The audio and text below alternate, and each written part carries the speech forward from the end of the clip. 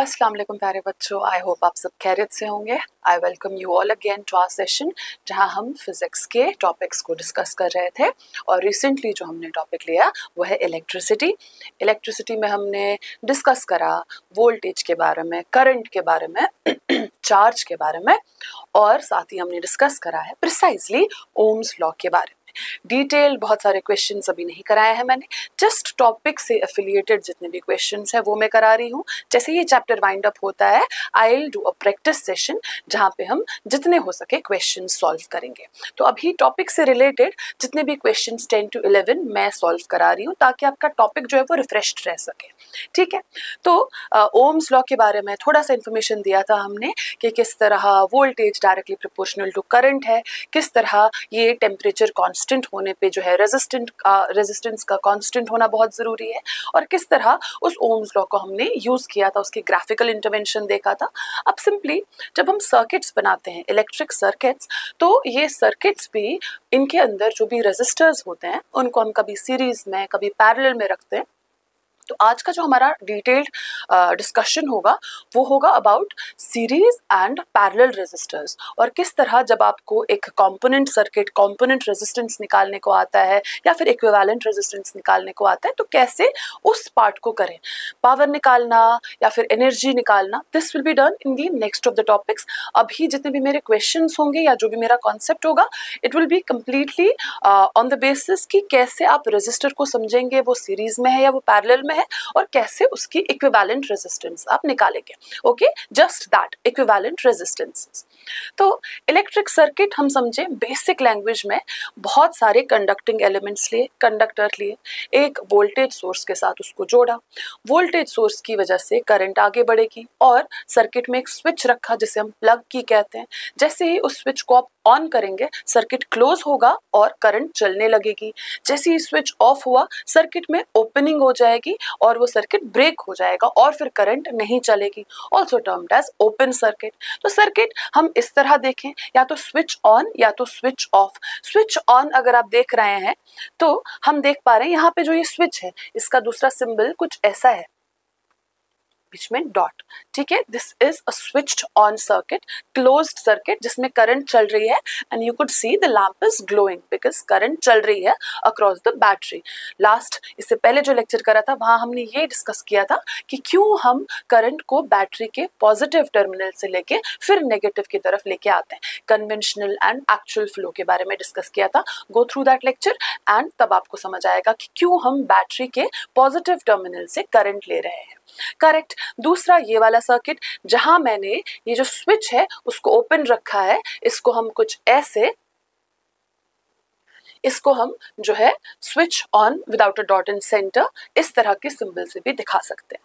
क्योंकि मैंने यहाँ स्विच ऑन रखा है, इस सर्किट में करंट नहीं चलेगा, जिसकी वजह से आपको बल्ब ग्लो करता हुआ नहीं दिखाई दे रहा है। एज सिंपल एज दैट, अगर आपको एक सर्किट में करंट चलानी है, आपको स्विच को ऑन रखना पड़ेगा ताकि सर्किट कहीं पे ब्रेक ना हो। और अगर आपको स्विच ऑफ करना है और सर्किट में करंट नहीं चाहिए, तो आपको अपने सर्किट को ब्रेक करना है, यानी कि स्विच ऑफ कर देना है वहां पे, और फिर आगे करंट नहीं चलेगी। ठीक है बेटा, आगे देखते हैं।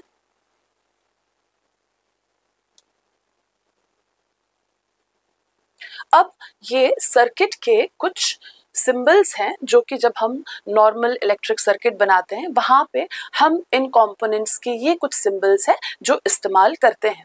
अगर आप सेल बना रहे हैं तो आप इस तरह का एक सिंबल बनाएंगे जिसमें एक बड़ा सा स्ट्रैंड होगा, एक छोटा सा टर्मिनल होगा। बड़े वाले टर्मिनल को पॉजिटिव और छोटे वाले टर्मिनल को नेगेटिव से आप डिनोट करेंगे, और ये इलेक्ट्रिक सेल कहलाएगा। दूसरा, अगर आप बहुत सारी सेल्स को इंटरकनेक्ट करें तो बहुत सारी सेल्स के कॉम्बिनेशन को हम बैटरी कहते हैं। तो battery is simply combination of cells. ठीक है, देन वी हैव स्विच, आपका ओपन वाला and closed, then we have open switch and closed switch, या स्विच ऑन और स्विच ऑफ। दूसरा हमारे पास जहां पे दो वायर्स मिलके ज्वाइन करती हैं, also termed as wire joint. एक हमारे पास है वो वायर्स जो एक दूसरे के ऊपर क्रॉस ओवर करती हैं लेकिन ज्वाइन नहीं करती हैं, so we say these are wires crossing without joining. ठीक है, and then we have electric bulb का symbol like this. Then resistor दो टाइप के, एक हो गया आपका कांस्टेंट रेजिस्टेंस जिसकी एक पर्टिकुलर वैल्यू होगी, दूसरा रेजिस्टेट या फिर वेरिएबल रेजिस्टर जिसमें आपकी रेजिस्टेंस आप वैरी कर सकते हो। करेक्ट। कांस्टेंट वाले रेजिस्टेंस का ये सिंबल है एंड देन वेरिएबल रेजिस्टर की ये दो सिंबल्स है, any of the options you can choose. Then हमारे पास है मेजरिंग डिवाइसेस, एक है एमीटर और एक है वोल्टमीटर। जो एमीटर है वो आपकी करंट को मेजर करता है और जो वोल्टमीटर है वो वोल्टेज को मेजर करता है। अब एग्जाम में इनका एक मेन कॉन्सेप्ट होता है वो ये कि एमीटर को आप सीरीज में रखेंगे या पैरेलल में रखेंगे, वोल्टमीटर को आप सीरीज में रखेंगे या पैरेलल में रखेंगे, उस पे आएंगे, उसको बिल्कुल अच्छे से समझेंगे। ठीक है, चलिए उसी को पहले एक बार देख लेते हैं कि आपका एमीटर और वोल्टमीटर सीरीज और पैरेलल में कैसे होगा। ओके, पहले बात करते हैं एमीटर की। तो एमीटर करंट मेजरिंग डिवाइस होता है आपके सर्किट में, किसी भी एलिमेंट में जिसको आपको करंट मेजर करना हो या फिर पूरे सर्किट में करंट मेजर करना हो, आप एमीटर का इस्तेमाल करोगे। एमीटर को हमेशा आप सीरीज में रखोगे और एमीटर का अपना रेजिस्टेंस बहुत कम होता है। इसके पीछे लॉजिक ये है कि अगर मैंने एमीटर के अंदर रेजिस्टेंस ज्यादा कर दिया, और हम समझते हैं लास्ट लेक्चर से रेजिस्टेंस का मतलब opposition to the flow of current, तो अगर मैंने रेजिस्टेंस ही बहुत ज्यादा रखा है तो करंट चलने में ही बहुत प्रॉब्लम हो जाएगा। तो करंट मेजर कैसे होगा जब करंट चल ही नहीं रहा। तो हम चाहते हैं कि सर्किट में वट एवर बैटरी सोर्स जो आप प्रोवाइड कर रही है करंट, वो सारी करंट सर्किट में चले, और इस वजह से एमीटर की रेजिस्टेंस हम कम रखते हैं और इस एमीटर को हम सीरीज में जोड़ते हैं क्योंकि हम जानते हैं सीरीज में करंट चेंज नहीं होती है, सीरीज में करंट सेम रहती है। अगर मैं इस एमीटर को पैरेलल में जोड़ूं, मान लो मेरे पास एक सर्किट है और यहाँ मैंने जो है दो ब्रांचेस रखी है। अब अगर मैं इस एमीटर को पैरेलल में जोड़ती हूँ, क्योंकि इसकी रेजिस्टेंस बहुत कम है, तो जो ये दो पैरेलल ब्रांचेस या तीन पैरेलल ब्रांचेस है जिसके थ्रू रेजिस्टेंस बहुत कम होगी, उसमें करंट बहुत ज्यादा जाएगी। कभी कभी प्रॉब्लम शॉर्ट सर्किटिंग की भी हो सकती है, इसीलिए इसे पैरेलल में नहीं जोड़ना है, बिकॉज इसके थ्रू रेजिस्टेंस इतना कम है कि मोस्ट ऑफ द करंट तो उसी ब्रांच में चला जाएगा और आपका सर्किट शॉर्ट सर्किट हो पाएगा, उस वजह से शॉर्ट सर्किट हो सकता है। तो दैट इज वाई एमीटर जो है that is your current measuring device, always in a series, and इस डिवाइस का रेजिस्टेंस रखा जाता है लो ताकि फिजिबल करंट इस पर्टिकुलर सर्किट से चल सके, इसकी रेजिस्टेंस की वजह से करंट पे कोई इफेक्ट ना हो। ओके, दूसरी चीज है हमारा वोल्टमीटर। ओके, अब ये जो वोल्टमीटर है ये हमारे सर्किट में किसी भी एलिमेंट में वोल्टेज को मेजर करने के लिए होता है। सिंपल सी बात है, वोल्टमीटर को हम हमेशा पैरेलल में ही कनेक्ट करते हैं और जो वोल्टमीटर की रेजिस्टेंस होती है वो बहुत हाई होती है। अगर आपने वोल्टमीटर को सीरीज में कनेक्ट करा है तो इतनी हाई रेजिस्टेंस है कि सर्किट में आगे करंट ही फ्लो नहीं करेगा, ऑपोजिशन बहुत ज्यादा है और इस वजह से इसको पैरेलल में कनेक्ट किया जाता है। अब आपने इसको पैरेलल में कनेक्ट किया है, से वोल्टमीटर यहाँ पैरेलल में कनेक्टेड है और इसकी रेजिस्टेंस बहुत हाई है, तो जब यहाँ से करंट आएगा वो वोल्टमीटर में बहुत कम, निहायत ही कम, क्योंकि रेजिस्टेंस आपने इतना हाई रखा है कि करंट जो इस रेजिस्टर में जाना चाहिए था उतना ही जाएगा और ये करंट वोल्टमीटर में नहीं जाएगा क्योंकि उसकी रेजिस्टेंस बहुत हाई है। एज अ रिजल्ट सर्किट में जाने वाला करंट ऑल्टर नहीं होगा और आपको एक्चुअल वैल्यूज मिल जाएंगे। तो सिंपल बात आप याद रखेंगे कि एमीटर करंट को मेजर करने का डिवाइस है, वोल्टमीटर वोल्टेज को मेजर करने का डिवाइस है। एमीटर हमेशा सीरीज में होता है, वोल्टमीटर हमेशा पैरेलल में होता है। एमीटर की रेजिस्टेंस बहुत ही कम होती है ताकि करंट फ्लो कर सके और वोल्टमीटर की रेजिस्टेंस बहुत हाई होती है क्योंकि जिस एलिमेंट के अक्रॉस वो होता है हम नहीं चाहते उस एलिमेंट का करंट उस वोल्टमीटर में भी डिस्ट्रीब्यूट हो, हम चाहते हैं कि वो करंट उसी पर्टिकुलर एलिमेंट में ही बना रहे। तो that is why voltmeter has to be in parallel and with high resistance. ठीक है बच्चे, तो इन दो चीजों को आपको ध्यान में रखना है, एमीटर को सीरीज में जोड़ना है और वोल्टमीटर को पैरेलल में जोड़ना है। एमीटर की रेजिस्टेंस इन्फिनाइटली लो होगी, बहुत कम होगी, और वोल्टमीटर की रेजिस्टेंस बहुत ही हाई होगी। ओके, देन नेक्स्ट इज हमारा मेन जो टॉपिक है वो है आपका रेजिस्टेंस, है ना। तो रेजिस्टेंस हम सर्किट्स में दो टाइप से जोड़ते हैं, या तो आप रेजिस्टर्स को सीरीज में जोड़ते हो या तो आप रेजिस्टर्स को पैरेलल में जोड़ते हो। पहचानने में कॉम्प्लिकेटेड सर्किट्स में बहुत प्रॉब्लम आती है, सिंपल सर्किट्स में इतनी प्रॉब्लम नहीं आती है, but I be giving you थोड़ा सा छोटा सा ट्रिक जिससे आप कभी भी, चाहे वो कॉम्प्लिकेटेड सर्किट हो चाहे वो सिंपल सर्किट हो, आप कभी भी ऐसा नहीं करोगे कि आप पहचान नहीं पाओगे सीरीज में है या फिर पैरेलल में। पहले तो समझते हैं कि बुकिश डेफिनेशन क्या है। तो बुक कहती है कि अगर आपके resistors end to end connected है, मतलब एक के साथ एक कनेक्टेड है, तो इन्हें हम सीरीज रेजिस्टर्स कहते हैं। तो इस तरह करके ये एंड टू एंड कनेक्टेड है।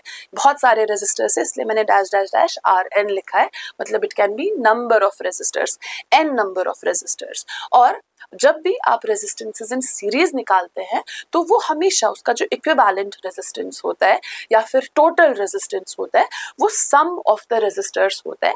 हम उसे डिराइव भी करेंगे अभी कुछ मिनट्स में। फिलहाल हमने ये देख लिया है कि अगर resistors end to end connected हैं तो हम इन्हें सीरीज रेजिस्टेंस कहते हैं। ठीक है, सिंपली, ठीक। दूसरा ये आपने करा series resistance, these are end to end connected, and आपका ये जो सीरीज रेजिस्टेंस है, एक चीज आप ध्यान में रखेंगे, जो भी करंट यहाँ से जाएगा ना बेटा, सीरीज रेजिस्टेंस में करंट की वैल्यू सेम रहती है, लेकिन हर एक रेजिस्टर पे वोल्टेज की वैल्यू अलग अलग रहती है। जबकि पैरेलल में करंट अलग अलग होता है, क्योंकि ब्रांचेस हैं तो अलग अलग ब्रांच में अलग अलग करंट जाएगी, लेकिन हम पैरेलल कॉम्बिनेशन को किसी एक वोल्टमीटर से, किसी एक वोल्टेज सोर्स से जोड़ते हैं। तो पैरेलल में वोल्टेज सेम होती है और सीरीज में करंट सेम होती है, ये आपको ध्यान में रखना है। ओके, अब ये जो आपका सीरीज सर्किट है और पैरेलल सर्किट है, आप इनकी कॉम्बिनेशन को भी देख सकते हैं। पहले सीरीज वाला देख लेते हैं, उसके बाद पैरेलल वाला देख लेते हैं। तो सिंपली हमने एक सीरीज सर्किट यहाँ पे लिया है जिसमें हम 3 रेजिस्टर्स ले रहे हैं और उनको एक बैटरी से जोड़ रहे हैं। क्योंकि resistors end to end connected है, हमने कहा ये रेजिस्टेंस सीरीज में, और जैसे कि मैंने आपसे कहा जो करंट यहाँ से जाएगी वही करंट होते हुए वापस इस टर्मिनल पे आएगी। तो अक्रॉस दीज सीरीज रेजिस्टर्स आपका जो करंट है वो सेम है। अब जब भी आप डिराइव करें ना बेटा, जो सेम नहीं है आप वहां से शुरू करें। करंट तो सेम है, क्या चीज अलग अलग है तीनों रेजिस्टर्स में? That is their voltage. तो जब भी हमें डिराइव करना हो, we always start with something जो कि सेम नहीं है, जो कि है हमारा वोल्टेज। तो हमारा टोटल वोल्टेज किसके बराबर होगा? V1 plus V2 plus V3, correct?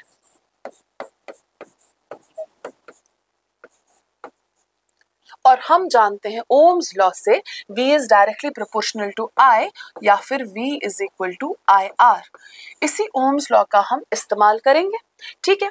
क्योंकि ये टोटल V है तो इसमें टोटल करंट और टोटल रेजिस्टेंस होगा, तो मैं इसको ऐसे कैपिटल में करके टोटल करंट और R इक्विवेलेंट करके लिख रही, ठीक है?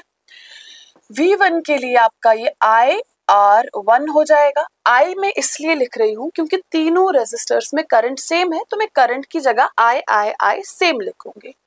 This will be IR2 and this will be IR3। अब आप यहां से I कॉमन निकाल सकते हैं और अंदर रहेगा R1 plus R2 plus R3। I cancel करें और R इक्विवेलेंट की वैल्यू आपके पास होगी R1 plus R2 plus R3। सो इस तरह हम डिराइव करें कि जो रेजिस्टेंसेस इन सीरीज है, जब भी उनकी रेजिस्टेंस हो वो सीधा सम करके मिलती है। तो मतलब अगर आपको एमसीक्यू में कोई क्वेश्चन मिल जाता है और वो सीरीज में है, आपका आंसर तीनों को ऐड करके आना है, तो आंसर बड़े आंसर से भी जो बड़ा रेजिस्टर है उससे बड़ा होगा ऑब्वियसली। से फॉर एग्जांपल मेरे पास है 2 ओम रेजिस्टर, 3 ओम रेजिस्टर और 50 ओम रेजिस्टर। आंसर मुझे पता है 50 ओम रेजिस्टर से ज़्यादा होगा। तो कभी कभी ऑप्शंस में जैसे कॉम्प्लिकेटेड सर्किट आए और ऑप्शंस बहुत वेरिएंट हो तो बिना सोल्यूशन के भी आप उन ऑप्शंस में से टिक कर सकते हो। All you have to understand is series resistance है, रेजिस्टेंस बढ़ती है, जो सबसे बड़ा रेजिस्टर है आंसर उससे भी बड़ा है, सिंपल एज दैट। ठीक है, तो इस तरह हमने सीरीज रेजिस्टेंस में ये डेरिवेशन किया है और ये बताया कि जो रेजिस्टेंस होती है वो सम करके निकलती है।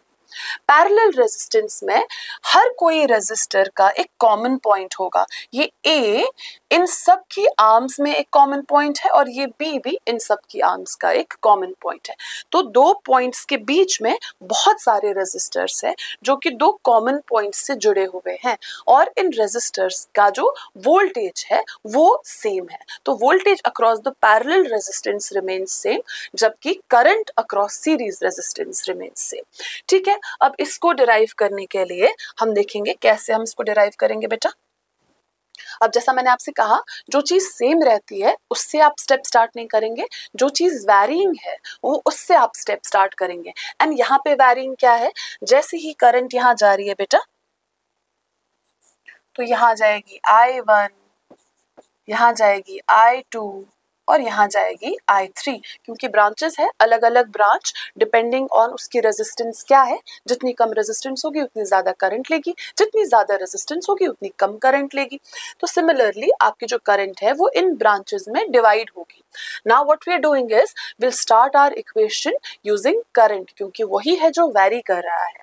So will write I is equal to I1 plus I2 plus I3। अब हम इस I को ओम्स लॉ से देखेंगे। Now we know V is equal to I R, तो I की जगह हम V बाय R लिख सकते हैं। तो हम सब I's जो भी मैंने लिखे हैं उनको V बाय R में कन्वर्ट करेंगे। क्योंकि ये टोटल है तो यहाँ पे V भी टोटल होगा, R भी इक्विवेलेंट होगा। तो total V upon my R equivalent is equal to, अब क्योंकि सब वोल्टेजेस, सब जो रेजिस्टेंसेस हैं वो पैरेलल में है, दैट इज व्हाई आपका वोल्टेज अक्रॉस सेम है। तो that is V upon R1 plus V upon R2 plus V upon R3। अब आप V कॉमन निकाल सकते हैं और अंदर जो है आपका रहेगा 1 by R1 plus 1 by R2 plus 1 by R3। ठीक है बेटा, V कैंसिल आउट हो गया तो 1 upon R equivalent is equal to 1 by R1 plus 1 by R2 plus 1 by R3। इस तरह करके आप सर्किट में पैरेलल रेजिस्टेंस को निकाल सकते हैं। बेसिकली आपको सारे रेजिस्टेंसेस के रेसिप्रोकल को ऐड करना है, एलसीएम करके आप इसको कर सकते हैं। तो इस तरह हमने निकाला डेरिवेशन पैरेलल रेजिस्टेंस का। ठीक है, अब हम क्या चीज याद रखें क्वेश्चंस करने से पहले, ये जो चीजें हैं that is already in the book, है ना। अब लेकिन मैम जब हम क्वेश्चन करें कैसे हम अपने टाइम को बचाएं और कैसे फौरन हमें पता चलेगा कि रेजिस्टेंस सीरीज में है या पैरेलल में है और रेजिस्टेंसेस को सिंपली सॉल्व कैसे करें। ठीक है, सबसे पहली चीज हम देख लेते हैं सीरीज और पैरेलल को हम अलग अलग कैसे बताएंगे, कैसे डिटेक्ट करेंगे। अगर हमें नहीं दिख रहा सेम पॉइंट पे कैसे डिटेक्ट करेंगे हम सीरीज और पैरेलल को। हमारा जो डिटेक्शन का तरीका होगा वो होगा करंट। अगर सारे रेजिस्टर्स में एक जैसी करंट जा रही है तो ये रेजिस्टर सीरीज में है। अगर किसी तरह जो करंट है उसका पाथ, उसकी ब्रांचेस बन रही है, उसका पाथ चेंज हो रहा है तो ये जितने भी रेजिस्टेंसेस हैं वो पैरेलल में है। सिंपली उसको एक एग्जांपल से समझाते हैं। मान लीजिए मैंने कुछ ऐसे लिखा बेटा,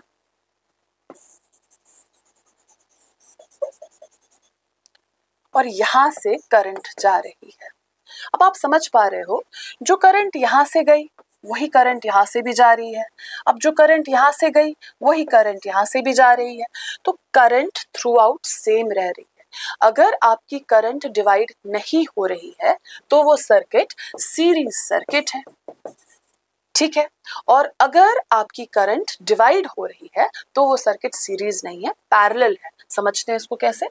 मैं यहाँ गई, फिर ऐसे, फिर ऐसे, यहाँ से करंट गया और ये मेरा रेजिस्टर है यहाँ पे। तो जैसे ही ये करंट यहाँ गई है, जैसे ही इस जॉइंट पे ये पहुंची, कुछ करंट यहाँ जाएगी I1, कुछ करंट यहाँ जाएगी I2। तो करंट हमारी डिवाइड हो रही है। जब जब आपको करंट डिवाइड होती हुई दिखाई दे, तब आप कहेंगे कि वो जो रेजिस्टर्स है वो पैरेलल में। ठीक है, अब इसको एक और सर्किट से देख लेते हैं हम। मान लीजिए मैं कुछ ऐसा बना रही हूं,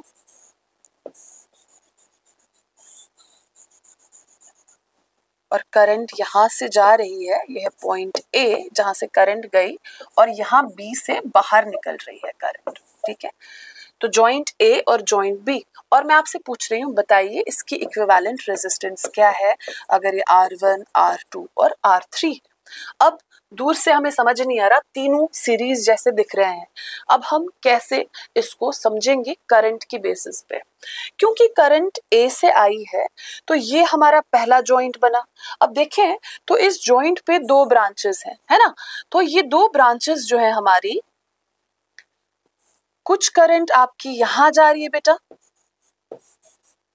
मान लीजिए I1, और कुछ करंट इस ब्रांच में जा रही है, मान लीजिए ये है I2, है ना बच्चे। तो I1 और I2 करंट डिवाइड हुआ, मतलब सर्किट पैरेलल है। अब पैरेलल कौन कौन सा एलिमेंट है वो देख लेते हैं। ये जो I2 है ये R1 में गई, यही I2 यहाँ पहुंची है, और यही I2 यहाँ पहुंची है। क्योंकि इन दोनों में R1 और R2 में करंट डिवाइड नहीं हो रही, करंट सेम है, तो ये दोनों क्या हुए, सीरीज में, है ना बच्चा। और ये I1 जो कि डिफरेंट ब्रांच है, तो ये इन दोनों ब्रांचेस के साथ क्या हुआ, पैरेलल में। अगर मैं इसका इक्विवेलेंट सर्किट बनाऊं तो कुछ ऐसा बनना है, ये A है और ये B है, ये वाला जो ब्रांच है R1 और R2 वो आपस में सीरीज में है ना, R1 और R2, और R3 जो है वो हमारा यहाँ पे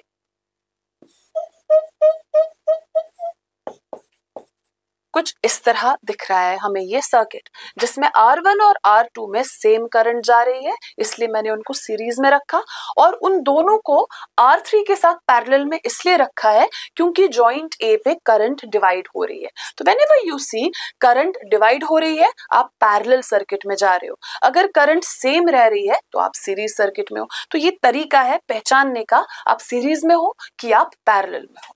ठीक है, अब कुछ शॉर्टकट्स देख लेते हैं। अब मैंने आपसे कहा कि जो सीरीज सर्किट होता है उसमें हम चीजों को ऐड करते हैं, रेजिस्टेंसेस को ऐड करते हैं। अब मान लीजिए मेरे पास ये सीरीज सर्किट है जिसमें बहुत सारी रेजिस्टेंसेस हैं,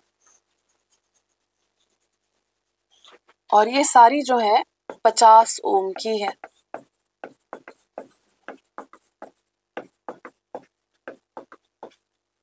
ठीक है, अब हम जानते हैं सीरीज में हमें ऐड करना है, और बेसिक मैथ्स से हम ये समझते हैं कि मल्टीप्लिकेशन तो रिपीटेड एडिशन को ही कहते हैं, है ना। तो क्यों मैं रिपीटेड एडिशन करूं, क्यों ना मैं मल्टीप्लिकेशन ही करूं।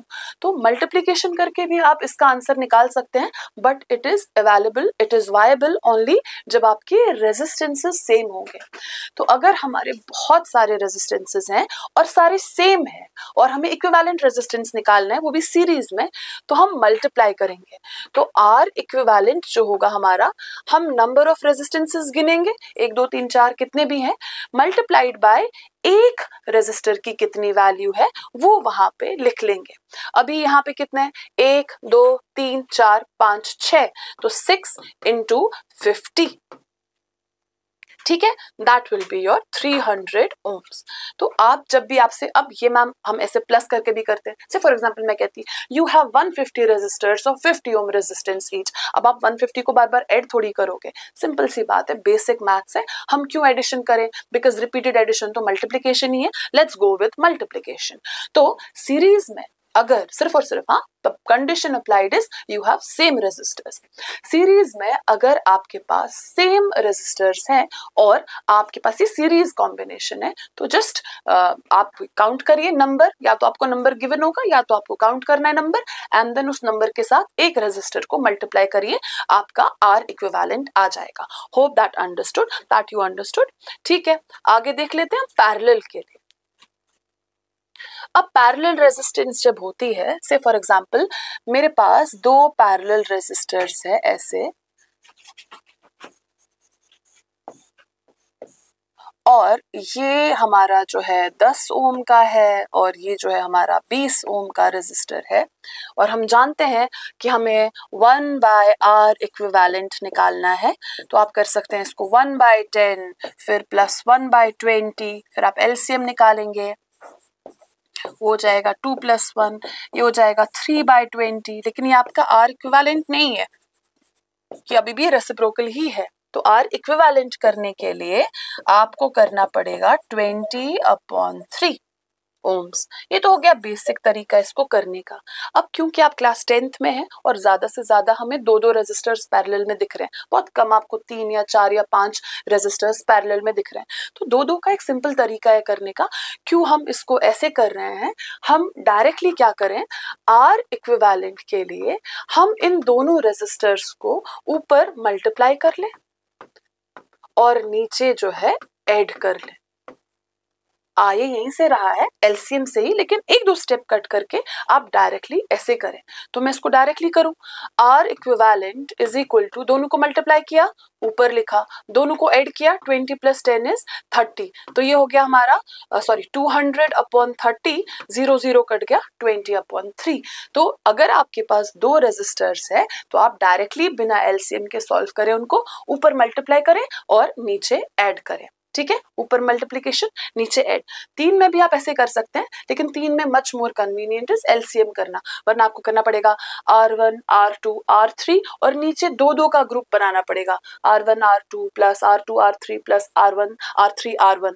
तो वो थोड़ा कॉम्प्लिकेटेड हो जाएगा. 2 के लिए ये सिंपल है, 3 के लिए आप एलसीएम कर लें. ठीक है, तो इस तरह करके आप इसको सॉल्व करें. अब यहाँ पे भी सेम रेजिस्टर होगा, है ना, जैसे आपके सीरीज में सेम रेजिस्टेंसेस थे तो आप n से मल्टीप्लाई करते थे. पैरेलल में अगर आपके पास सेम रेजिस्टर्स है, से फॉर एग्जांपल मेरे पास एक पैरेलल सर्किट है जिसमें बहुत सारे रेजिस्टर्स जो है सेम तरह के आपके पास हैं.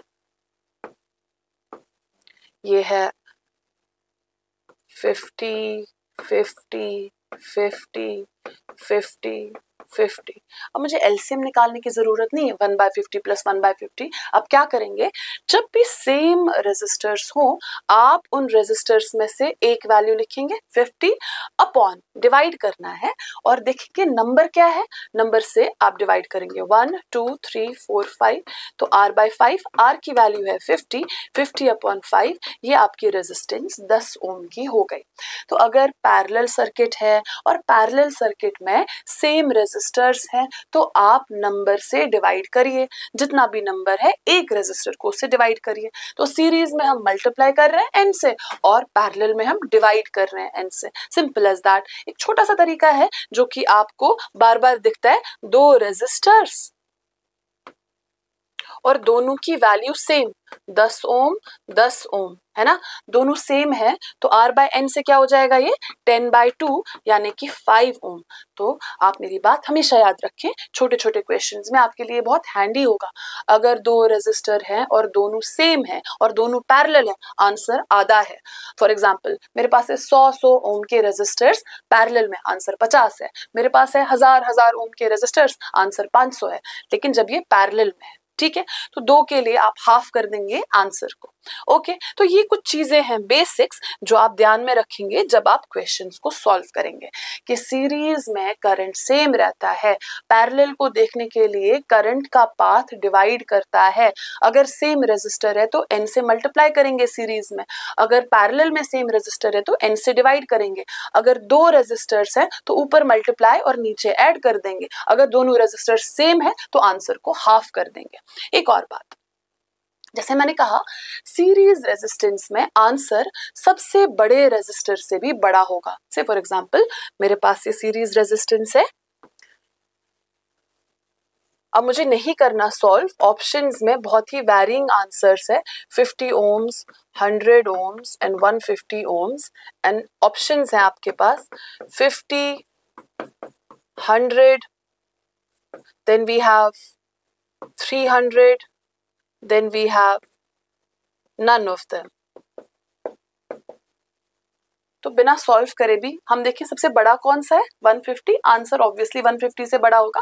आपको यहाँ पे बेसिक लग रहा है क्योंकि 3 ही रेजिस्टर्स है, फिर बहुत सारे रेजिस्टर्स हो then this method is handy, कि क्योंकि हम रेजिस्टेंस इन सीरीज में ऐड कर रहे हैं तो आंसर हमेशा सबसे बड़े रेजिस्टर से भी बड़ा होगा। तो आंसर हमारा 150 से बड़ा होगा, जो कि आपको दिख रहा है 300। ठीक है, तो आपको 50 और 100 और बाकी ऑप्शंस देखने की जरूरत भी नहीं, ना ही आपको ऐड करने की जरूरत पड़ेगी। ठीक है, नेक्स्ट हमारे पास है अगर पैरेलल रेजिस्टर्स हो, है ना, और ये पैरेलल रेजिस्टर्स 2-3 आपने रखे हुए हैं, ये है 5 ओम, ये है 10 ओम, ये है 15 ओम। अब अगर मैं आपको बोलूं आंसर की रेंज क्या है, ऑप्शंस नहीं दिए मैंने, लेकिन ऑप्शंस बिना देखे आपका आंसर कहाँ लाई करेगा। आपने इसमें सबसे छोटा रेजिस्टर देखा, कौन सा है, 5 ओम का रेजिस्टर, तो आंसर 100% 5 ओम से छोटा है। तो पैरेलल में आंसर छोटे रेजिस्टर से भी छोटा होता है, सीरीज में आंसर बड़े रेजिस्टर से भी बड़ा होता है। ये आप ध्यान में रखेंगे, कभी कभी आप हिट एंड ट्रायल से भी ऑप्शंस को हटा सकते हैं। तो पैरेलल में हमारा answer will be less than 5, series में हमारा answer will be greater than 150। Okay, इन छोटी छोटी बातों का आप ध्यान रखें, और अब जाके हम कुछ बेसिक क्वेश्चन सॉल्व करेंगे। अभी क्योंकि ये टॉपिक से रिलेटेड क्वेश्चंस मैं सॉल्व कर रही हूँ, तो बहुत ही बेसिक क्वेश्चन सॉल्व कर रही हूँ। जैसे ही ये चैप्टर वाइंड अप होता है then I will come up with good amount of questions and also good questions जिनको हम इजीली फिर सॉल्व कर सकते हैं। Okay, let's go to question number 1 now. Draw a schematic diagram of a circuit consisting of a battery of 3 cells of 2 volt each। एक circuit बनाना है आपने, पहले तो आपको बैटरी बनानी है जिसमें 3 सेल्स है, 1, 2 और 3। ठीक है, क्योंकि 2 वोल्ट 2 वोल्ट 2 वोल्ट हो गया, मिला के 6 वोल्ट की बैटरी बन गई। A 5 ohm resistor, an 8 ohm resistor and a 12 ohm resistor connected in series। फिर आपको 3 रेजिस्टर्स हैं जो एंड टू एंड कनेक्टेड हैं, जिनमें करंट सेम जा रहा है। ये है 5 ओम रेजिस्टर, ये है 8 ओम रेजिस्टर और ये है 12 ओम रेजिस्टर। ओके, या सारे कनेक्टेड इन सीरीज हैं। आप एक स्विच की लगा रहे हैं, प्लग की लगा रहे हैं, ऑब्वियसली सर्किट को क्लोज करना चाहेंगे तो आप एक स्विच की लगाएं, आप चाहें तो आप एक वोल्टमीटर या एमीटर भी लगाएं, व्हाटएवर एलिमेंट जहां पे आप देखें करंट जहां आपको मेजर करना हो, वोल्टेज जहां मेजर करना हो। एज पर क्वेश्चन ये हमारा डायग्राम है। Okay, next question number 2। A piece of wire of resistance R is cut into 5 equal parts। हम जानते हैं R is directly proportional to L। जब हमारा area of cross section material same हो, तो अगर आपने वायर को 5 हिस्सों में काटा तो उसकी रेजिस्टेंस भी R/5 हो जाएगी। तो हमारे एक पीस का जो रेजिस्टेंस हुआ वो हुआ R/5। ठीक है, so a piece of wire of resistance R is cut into 5 equal parts। These parts are then connected into series। अब एक जैसे रेजिस्टर्स हमारे पास और 5 है, N जो है हमारा वो 5 है, तो R इक्विवेलेंट क्या हुआ, R/N, और हमारा R है R/5 और नंबर है 5, तो ये हुआ R/25। ये हमारा इक्विवेलेंट रेजिस्टेंस हुआ जिसको हमने R' नाम दिया है। Then the ratio R/R' is equal to, अब आपको निकालना है R/R'। R और ये R' हमारा क्या आया, R/25। ठीक है, तो ये हो जाएगा आपका, यहाँ 1 करें तो R/1 into 25/R, R cancel हो जाएगा और आंसर आएगा 25। तो रेशो है आपका 25, ऑप्शन डी। सिंपल सा रूल हमने इस्तेमाल किया, अगर सेम रेजिस्टर्स हो तो एक रेजिस्टर की वैल्यू लिखिए और कितने हैं उस नंबर से डिवाइड करिए। 5 है, 5 से डिवाइड किया, एक की वैल्यू है R/5 क्योंकि वायर 5 पार्ट्स में डिवाइड हो गई है। As simple as that. Okay, आगे बढ़ते हैं बच्चे।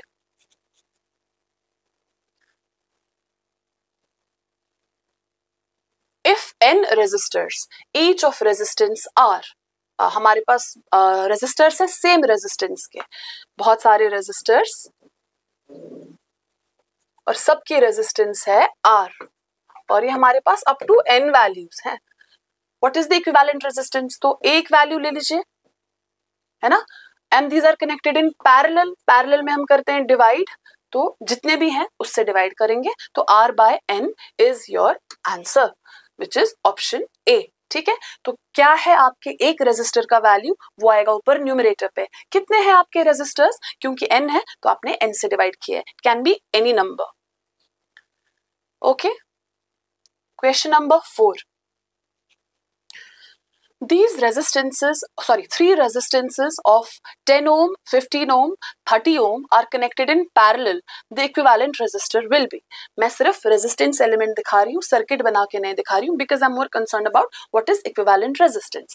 ठीक है, तो हमने जो है आपका 10 ohm ले लिया है, 15 और ये आपका 30 हो गया है, तो this is 10 ohm, this is 15 ohm, then we have 30 ohm, और इसको जो है आपने कनेक्ट कर लिया है, यहाँ से आपकी करंट जा रही है, और क्योंकि पैरेलल में है करंट डिवाइड कर रही है। सो 3 resistances of 10 ohm, 15 ohm and 30 ohm are connected in parallel. What will be the equivalent resistance? Now we know equivalent resistance निकालने के लिए आप करेंगे 1/R1 plus 1/R2 plus 1/R3, जो कि होगा 1/10 प्लस 1/15 प्लस 1/30। 30 आपका एलसीएम निकल जाएगा, 10 3 जा 30, 15 2 जा 30, 31 जा 30, ये हो जाएगा 6/30। ठीक है, तो 1/R इक्विवेलेंट इज 6/30, यह है 1/R इक्विवेलेंट। हमेशा उल्टा करना ना भूलें जब आप एलसीएम कर रहे हो, तो R इक्विवेलेंट हो जाएगा 30/6 विच इज 5, तो आपका आंसर होगा 5 ohms। अब मेरी बात अंडरस्टैंड करें, जो मैंने इससे पहले बताई थी, तो आपको 3 रेजिस्टर्स दिए थे, है ना, 10, 15 और 30, तीनों क्या थे, पैरेलल में। पैरेलल में जो सबसे छोटा रेजिस्टर होता है, आंसर उससे भी छोटा होता है, तो सबसे छोटा रेजिस्टर कौन सा था इन तीनों में, 10, तो आंसर 10 से छोटा है, तो ये तीनों तो या तो 10 या तो 10 से बड़े हैं, तो बिना सॉल्व करे हमें पता था आंसर 5 ohms है। तो कभी कभी आप हिट एंड ट्रायल से करें if you don't have time, और अगर ऑप्शंस ऐसे दे रखे हैं कि बिल्कुल पहले ही कैंसिल आउट हो रहे हैं, क्योंकि पैरेलल है, आंसर छोटे रेजिस्टर से भी छोटा होगा, 10 से छोटा होगा, 5 ohms होगा, दैट इज करेक्ट। ठीक है बच्चे, आगे बढ़ते हैं।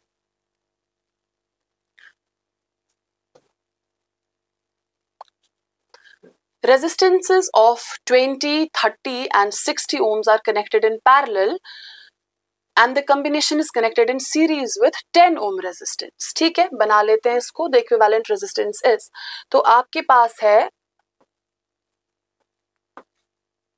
20, 30 ohm और 60 ohm,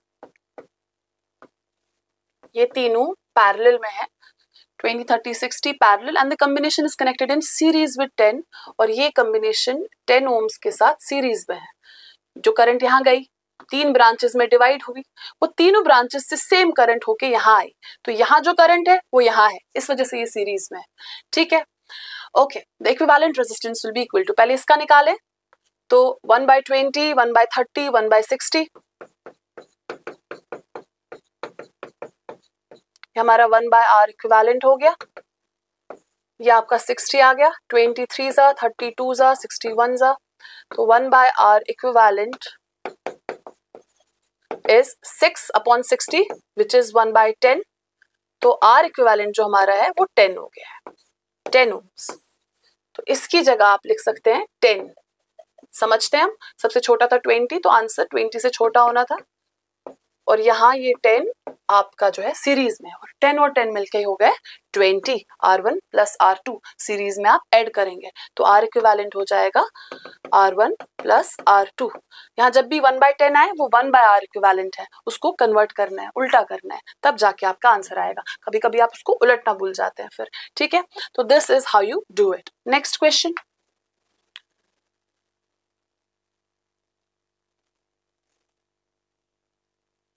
what is the net resistance between 2 points in the circuit? ठीक है, 2 पॉइंट्स दे रखे हैं, ये और ये, पहले इन पॉइंट्स के नाम ही रखे हम, A और B, हमें बताना है इन 2 पॉइंट्स के बीच में नेट रेजिस्टेंस कितना है। अब देखिए बेटा, करंट यहाँ से गई, एक पाथ ये रहा, एक पाथ ये रहा, एक पाथ ये रहा, लेकिन जो करंट यहाँ से जा रही है 4 ओम से, वही 2 ओम से भी जा रही है। तो 4 और 2 सीरीज में, वहां करंट डिवाइड नहीं हो रही है। तो इसका इक्विवेलेंट रेजिस्टर बनाया जाए तो ये 2 ओम, ये 3 ओम्स और 4 + 2 ये हमारा 6 ओम्स। आंसर 2 से छोटा होगा, है ना, क्योंकि 2 सबसे छोटा है। ओके, अब 2 से छोटा आपके पास ऑप्शंस में है, तो हमें सॉल्व करना पड़ेगा। तो ये 1/2 + 1/3 + 1/6, 6 आपका एलसीएम आया, 2 3 जा, 3 2 जा, 6 1 जा, विच इज 6/6, जो कि आपका 1 हुआ। ठीक है, उल्टा करोगे तब भी 1 ही है, तो 1/1 इज 1 ओम आपका जो है इक्विवेलेंट रेजिस्टेंस है। ओके, आगे बढ़ते हैं।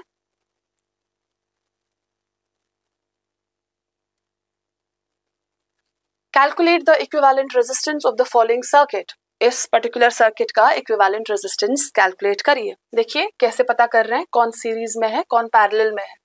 पॉजिटिव टर्मिनल से करंट जा रही है, ये करंट यहाँ गई है, यही करंट यहाँ गई है। जैसे ही ये करंट इस पॉइंट पे पहुंची है, ये 2 पाथ्स में डिवाइड हो गई है।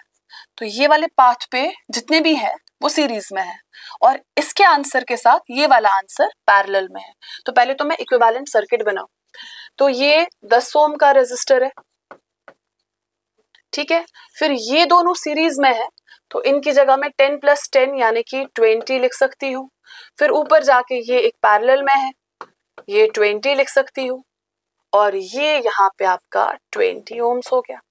ठीक है बच्चा, अब देखिए 2 रेजिस्टर दोनों सेम, आंसर हाफ, तो 20 और 20 दोनों सेम, पैरेलल में आंसर 10। ओके, तो ये आपका 10 ओम, यहाँ आपका 10 ओम, और ये आपका 20 ओम। अब ये तीनों सीरीज में है तो ऐड कर दो, 20 + 10 + 10 इज 40 ओम। तो आपका आंसर होगा 40। ठीक है, तो दे ये, अगर आपको बिल्कुल लॉन्ग आंसर में करना है तो आप इसको बिल्कुल स्टेप वाइज करेंगे 1/R इक्विवेलेंट, लेकिन this is how you do it, बिल्कुल सिंपली, है ना।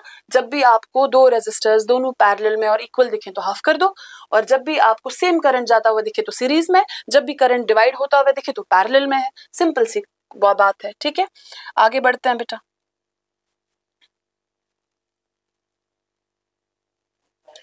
Consider the following electric circuit and calculate the following: equivalent resistance, total current, potential difference across the parallel combination of 10 and 15 ohm resistances. Okay, सबसे पहले equivalent resistance. Okay, current यहां से गई, जैसे यहां गई 2 पार्ट्स में डिवाइड हुई, तो ये दोनों तो पैरेलल में, पहले उनका कॉम्बिनेशन कर लेते हैं। अब मैंने कहा जब 2 रेजिस्टर हो, ऊपर मल्टीप्लाई करो नीचे ऐड करो, बात खत्म। तो इसका आर इक्विवेलेंट निकाल लेते हैं पहले, 10 और 15 का, 10 ओम और 15 ओम। इसका आर इक्विवेलेंट होगा 10 × 15 अपॉन 10 + 15। ठीक है, तो ये हो गया 150 अपॉन 25, 25 6 150, है ना बच्चा। 25 2 50 होता है, तो 25 6 150 होगा। ओके, तो आर इक्विवेलेंट इसका तो 6 ओम आया। इसका देख लेते हैं, यहाँ से करंट गई और वो करंट भी 2 पार्ट्स में डिवाइड हुई है, तो ये दोनों भी पैरेलल हुए, ऊपर मल्टीप्लाई करेंगे नीचे डिवाइड ऐड करेंगे, सिंपली आपका आर इक्विवेलेंट आएगा। फिर आपको उल्टा करने की जरूरत नहीं है। तो R equivalent is equal to 16 × 40, ऊपर मल्टीप्लाई कर दिया नीचे ऐड कर दो, 60 + 40, 6 4 जा 24, दोनों के 2 जीरोस, और ये नीचे आपका 100, 2 0 गए, 24 आपका इक्विवेलेंट रेजिस्टेंस आ गया। ओके, तो इन दोनों की जगह अगर मैं इक्विवेलेंट सर्किट बनाऊं, तो इन दोनों की जगह मैं लिख सकती हूँ 6 ओम्स, और यहाँ एमीटर है, और फिर यहाँ आपके पास है 24 ओम्स, और यहाँ पे है आपका स्विच, और यहाँ पे है आपकी बैटरी, और ये आपका क्लोज्ड सर्किट। ठीक है, तो अब ये दोनों, क्योंकि जो करंट यहाँ गई वही करंट यहाँ गई, वही करंट यहाँ गई, क्योंकि इन दोनों में करंट सेम जा रही है, तो ये दोनों अब सीरीज में होंगे। तो आर इक्विवेलेंट जो है आपका 6 + 24 ओम्स होगा, जो कि 30 ओम्स का होगा। तो इक्विवेलेंट रेजिस्टेंस हमारे पास 30 ओम्स का है। Total current V is equal to I R, Ohm's law लगा के टोटल रेजिस्टेंस से निकलेगी। तो V is equal to I into R. V है 15 वोल्ट, I हमें निकालना है, R हम निकाल चुके हैं 30, तो I हो जाएगा 15 upon 30 which is 1/2 which is 0.5 Ampere's current का यूनिट। तो करंट आपकी आ गई है 0.5 एम्पेयर। ओके, अब तीसरा पार्ट मेरे साथ बिल्कुल आराम से सुने। Potential difference across the parallel combination of 10 and 15 ohm resistance is. आपसे पूछा गया ये जो दो रेजिस्टर्स है ना, इनका जो कंबाइंड रेजिस्टेंस है उसमें पोटेंशियल डिफरेंस क्या है। जब हमने 10 और 15 को सॉल्व किया था तो उनका इक्विवेलेंट रेजिस्टेंस आया था 6। उसी 6 ओम के थ्रू अब हमें पोटेंशियल डिफरेंस निकालना है, निकाल लेते हैं ओम्स लॉ से। तो V is equal to I R, है ना बच्चा। अब V हमें निकालना है।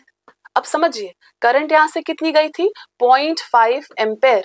अब करंट अंदर जाके पार्ट्स में डिवाइड तो हुई है, लेकिन क्योंकि हम दोनों का कंबाइंड रेजिस्टर निकाल रहे हैं तो उसमें करंट सेम ही जाएगी विच इज 0.5 या 1/2 आप कह लें, इनटू आपका ये कितना आया था 6 ओम्स। तो 0.5 इंटू 6 इज कितना 3 वोल्ट, है ना, 1/2 करके 2 1 2 3 जा, तो ये आपका 3 वोल्ट पोटेंशियल डिफरेंस आया है। इस समय ये भी पता चल रहा है 15 में से 3 यहाँ है तो 12 यहाँ होंगे। ठीक है, आप उसको बिना सॉल्व करें वहां 12 कर सकते हैं। तो सिंपली आप इस तरह इन सर्किट्स को सॉल्व कर सकते हैं। इक्विवेलेंट रेजिस्टेंस 30 ओम का, करंट हाफ एम्पेयर और आपका voltage across this combination is 3 volts. Okay बच्चा, आगे बढ़ते हैं। 3 resistors R1, R2 and R3 are connected in parallel. अच्छा ये बनाना है हमको। Okay, 3 resistors R1, R2, R3 are connected in parallel and the combination is connected to a battery. ठीक है, एमीटर वोल्टमीटर की एक प्रॉपर सर्किट बनाना है जिसमें 3 रेजिस्टर्स है, तीनों पैरेलल है। वहीं से शुरू करते हैं। 3 रेजिस्टर्स बना लेते हैं, 1 2 3, तीनों पैरेलल है। R1 हो गया, R2 हो गया, R3 हुआ।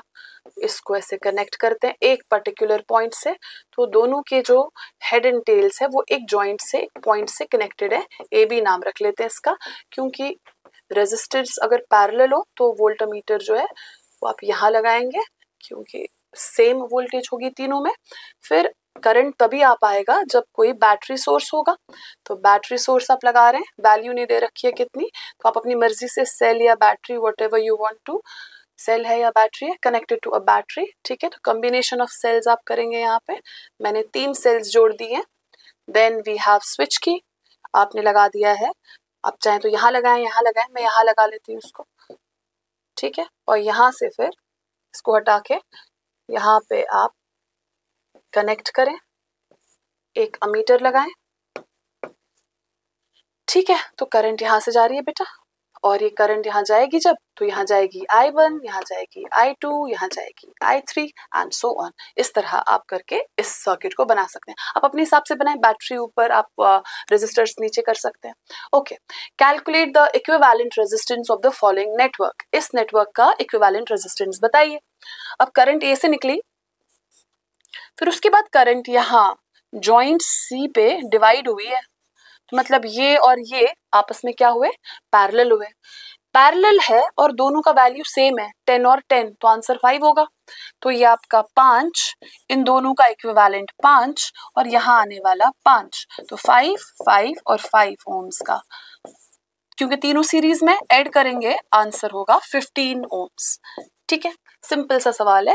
2 रेजिस्टर्स, हमें इस तरह पता चला है कि ये पैरेलल में, क्योंकि जॉइंट सी पे करंट डिवाइड हो रही है और वही दोनों ब्रांचेस मिलके यहाँ पे सेम वही करंट आ रही है जो R1 में आ रही थी, इसलिए R1 और R4 सीरीज में, जो इसमें करंट है वही इसमें करंट है और इन दोनों को मिला के सेम करंट हो गया। तो आंसर होगा आपका 15 ओम्स। ओके बच्चा, आगे बढ़ते हैं।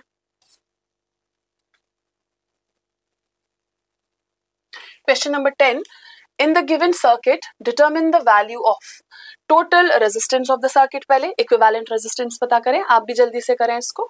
हम समझ पा रहे हैं कि करंट यहाँ से गई जब, तो ये दो पार्ट्स में डिवाइड हुई है, तो ये पूरा पार्ट और ये वाला पार्ट आपस में पैरेलल में है, लेकिन जो करंट यहाँ गई है वो यहाँ गई है, मतलब अगर ये I1 है तो ये भी I1 ही है, तो ये दोनों तो आपस में सीरीज में है।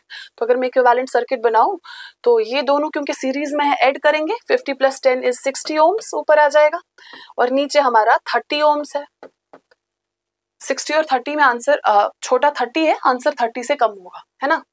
तो ये आपने जोड़ दिया, अब इसका इक्विवेलेंट निकालें, ऊपर मल्टीप्लाई कर दिया और नीचे ऐड कर दिया, ये हो गया 1800, ये हो गया 90, 00 कट गया, 9 1 जा 9 2 जा 9 0 जा, तो आर इक्विवेलेंट जो आपका 20 ohms है, 30 से छोटा, है ना। तो आर इक्विवेलेंट आ गया। Calculate the flowing current flowing through the ammeter, तो करंट निकालने के लिए ओम्स लॉ लगाएंगे। V = I × R, V है 6, I हमें निकालना है, R हम निकाल चुके हैं 20, तो आपका जो I है दैट इज 6/20। आप इसको सॉल्व करके आंसर निकाल सकते हैं, तो that will be your value.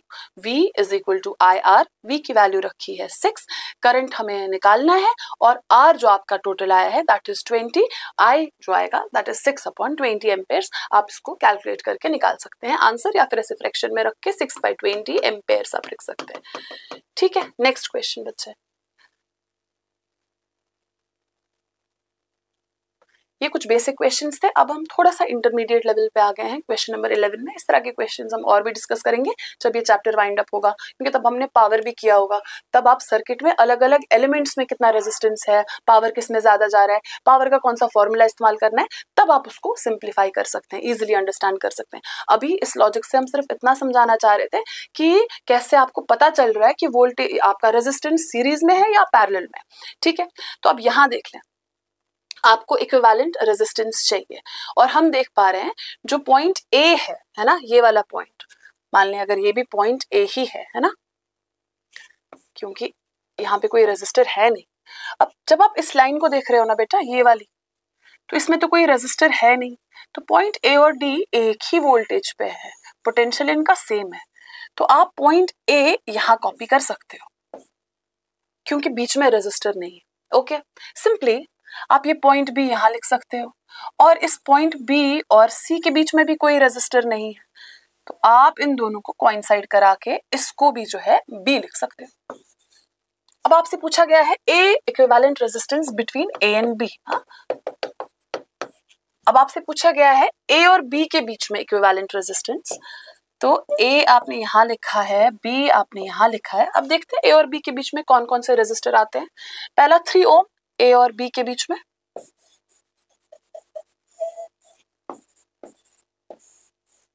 ठीक है। दूसरा ए और बी के बीच में 3 ओम्स, जो हम लिख रहे हैं उसको हटा देते हैं, बी पॉइंट यहाँ है, और फिर आपका ए और बी के बीच में ये वाला 3 ओम्स।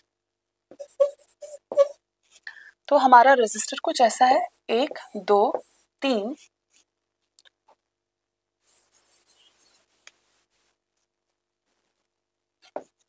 3 ओम्स, 3 ओम्स और 3 ओम्स,